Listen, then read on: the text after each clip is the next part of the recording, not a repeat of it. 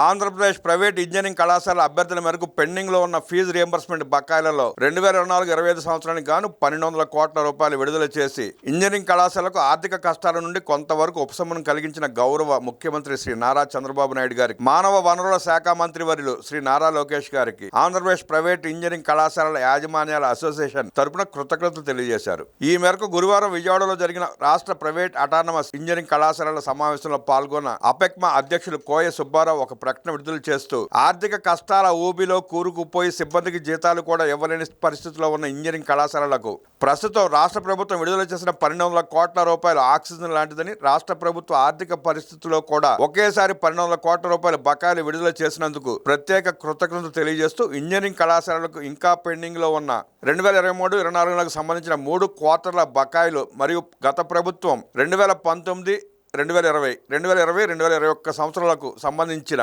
PG బకాయిలు కూడా త్వరలో విడుదలయ్యేలా చూడాలని కోరారు. అలాగే 2026-2027 సంవత్సరం నుండి 2028-2029 వరకు 3 సంవత్సరాలకు నూతన ఫీజులు నిర్ణయించవలసి ఉందని, ఆ ప్రక్రియను కూడా సత్వరమే ప్రారంభించి ఇంజనీరింగ్ కళాశాలలకు ఏఐసిటి మరియు యూజీసీ మార్గదర్శకాలకు అనుగుణంగా కొత్త ఫీజులను నిర్ధారించేలా చూడాలని గౌరవ ముఖ్యమంత్రి గారికి మరియు మానవ వనరుల శాఖ మంత్రి వర్యులు శ్రీ నారా లోకేష్ గారికి విజ్ఞప్తి చేస్తున్నామని తెలిపారు.